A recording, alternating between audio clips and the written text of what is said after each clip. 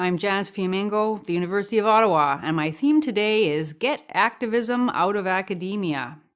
In my last video, I promised that I was going to provide some concrete, non-ideological reasons why women's studies programs should be abolished at universities across North America. This is the first in my three-part series outlining the reasons, which are as follows. 1, these are advocacy programs, not academic programs, and that's enough right there to declare them totally illegitimate.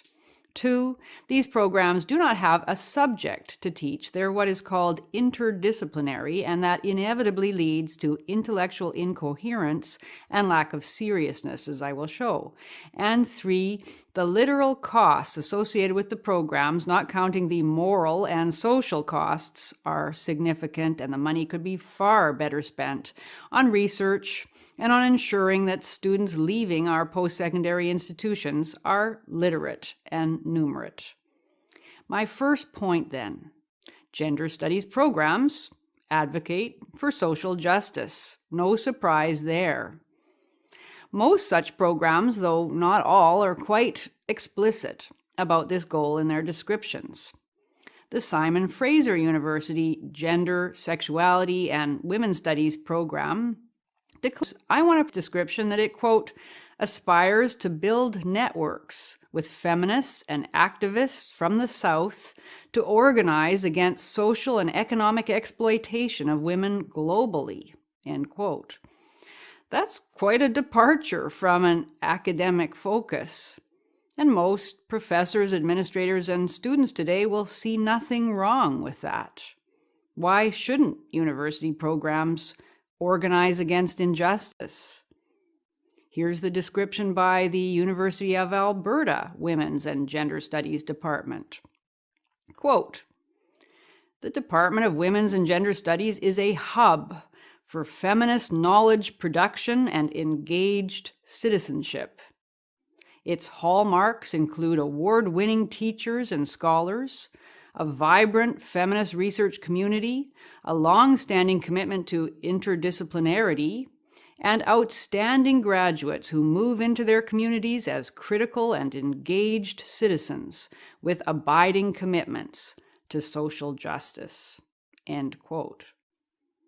Notice that there's very little here about what faculty members actually research and what the students are taught. What is the content of the courses? The description doesn't say women. And in fact, women are not the focus of a lot of these courses.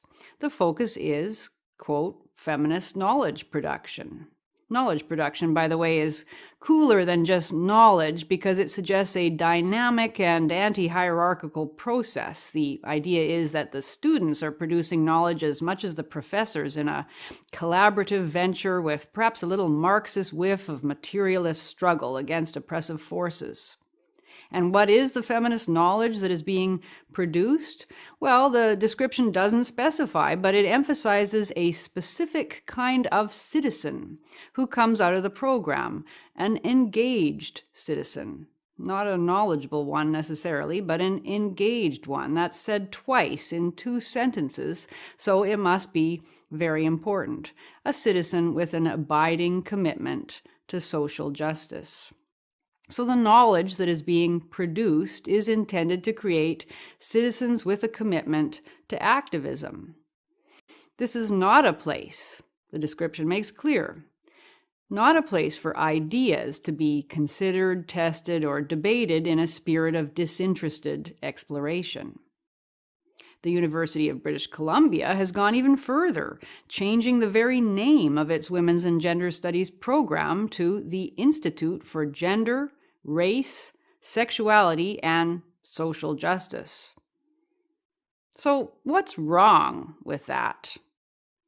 The most obvious problem with social justice is that it often has very little to do with justice as traditionally understood, meaning good things like equality before the law, non-discrimination, the protection of freedom such as freedom of expression and freedom of association, habeas corpus.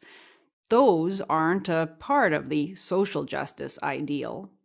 Social justice has much more to do with state-mandated and guaranteed equality of outcome, a utopian community forged through propaganda and the suppression of dissent by force, if necessary.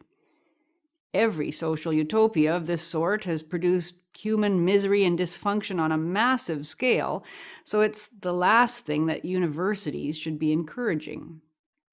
Well, many people, including many university professors, think there should be more equality in our society, even if that means you manufacture it by suppressing individual liberties.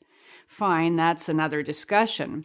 But even if one agrees with many of the planks of a social justice platform, which I don't, there's a simple reason why advocacy should never be the goal of a university program, simply because any commitment that interferes with the university's core mission of pursuing knowledge is a fatal corruption.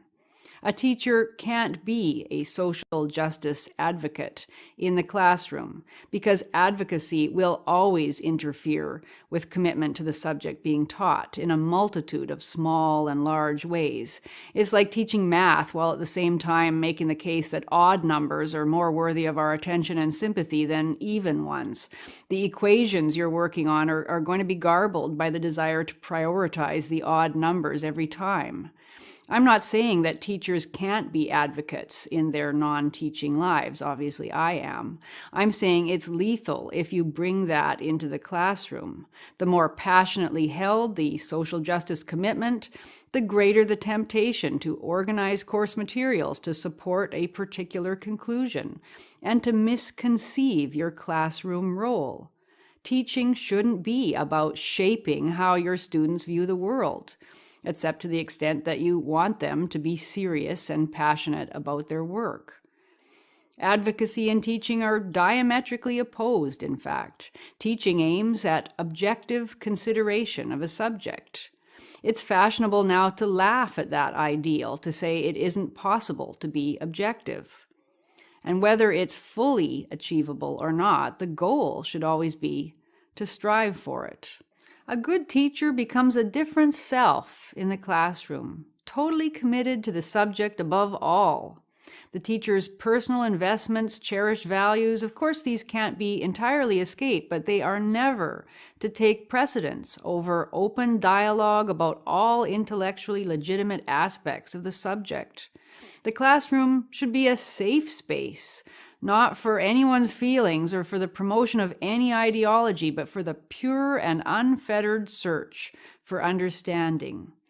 Advocacy, on the other hand, is all about persuasion and about particular social ends.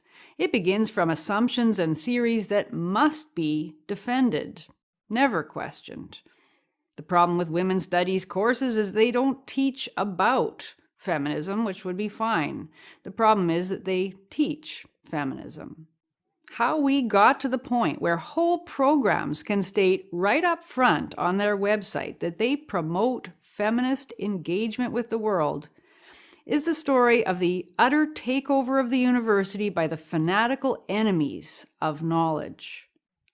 The problem is much bigger even than gender studies programs because feminist methodologies and dogmas are all across the university now.